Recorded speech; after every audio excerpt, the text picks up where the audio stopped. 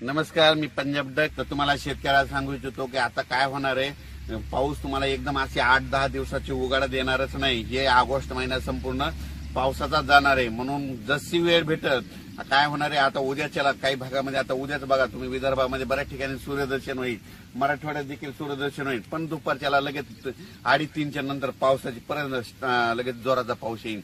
म्हणून हा अंदाज लक्षात घ्यायचा. राज्यात सांगायचं झालं तर आज 10 आणि 11 ऑगस्ट पर्यंत आणखीन आता ही पाऊस चालूच राहणार आहे. म्हणजे दररोज वेगवेगळ्या भागात पडणार आहे.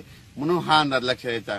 त्याच्यानंतर राज्यातल्या सर्व शेतकऱ्याला सांगू इच्छितो की मग काय झालं, जळगाव जिल्ह्यातल्या, नंदुरबार, धुळे जिल्ह्यातल्या शेतकऱ्याचे फोन आले, आमच्या इकडे पाऊस नाही, तुमच्या इकडे तर भरपूर पडायलाय. तर त्यांना सांगू इच्छितो की सध्या जे आता जे पाऊस येणार आहे म्हणजे 12 तारखेपर्यंत, 12 ऑगस्ट पर्यंत, ते काय होणार आहे, तुमच्याकडे पिकाला जीवदान ठरणारच पडणार आहे.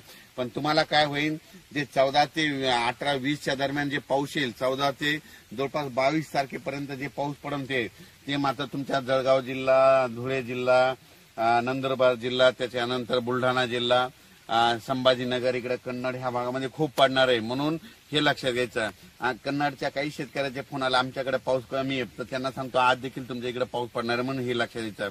त्याच्यानंतर अहिल्यानगर भागाकडे देखील आज चांगला स्वरूपाचा बऱ्याच भागामध्ये आज रात्रीपर्यंत पाऊस पडणार आहे. म्हणून हे लक्षात घ्यायचं. त्याच्यानंतर सातारा, सांगली, सोलापूर, कोल्हापूर, धाराशिव, लातूर, पुणे, तिकडे तर पाऊस हे 12 तारखेपर्यंत हे दररोज वेगवेगळ्या भागात चालू असणार आहे. म्हणून हा अंदाज लक्षात घ्यायचा. त्याच्यानंतर पूर्व विदर्भ, वर्धा, नागपूर, भंडारा, गोंदिया, चंद्रपूर, तिकडे आज मात्र चांगलं सूर्यदर्शन होणार आहे. म्हणून हे लक्षात घ्यायचं. आपण पूर्व विदर्भातल्या शेतकऱ्याला सांगू इच्छितो की तुम्हाला ना म्हणजे आणखीन 10, 11, 12च्या दरम्यान परत एकदा पाऊस येणार आहे, वेगवेगळ्या भागात पडणार आहे. पूर्व विदर्भात आणि पश्चिम विदर्भात म्हणजे 6, 5, 11 जिल्ह्यामध्ये दररोज या 12 ऑगस्ट पर्यंत दररोज वेगवेगळ्या भागात जोराचा पाऊस पडणार आहे, मोठ्या थेंबाचा पडणार आहे. म्हणून हा अंदाज लक्षात घ्यायचा.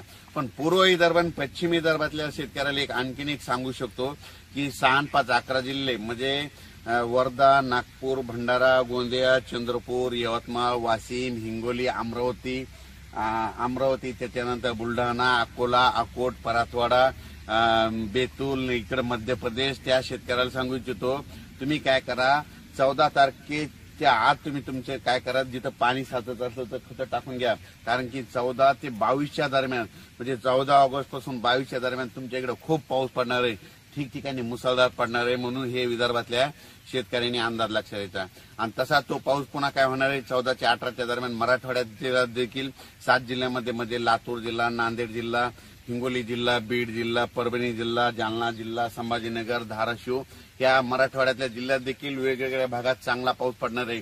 जे तळे भरायचे राहिले असतील बीड जिल्ह्यातले, कडाष्टीतले, ते देखील ते छोटे छोटे तलाव त्या 14 ते 22च्या दरम्यान भरून जातील. म्हणून हे अंदाज लक्षात द्यायचा. म्हणजे त्याच्यानंतर सांगली, सातारा, कोल्हापूर ही पट्ट्यातला आता पाऊस ते कायमच राहणार. तिकडे सरी त्या चालू राहतील. कर्नाटकमध्ये बेळगाव, तिकडे कर्नाटकचा कालच तुम्ही बघू शकता, काल काही ठिकाणी ढगफुटी सदृश पाऊस पडला कर्नाटकमध्ये, तिकडं बऱ्याच भागामध्ये झाला.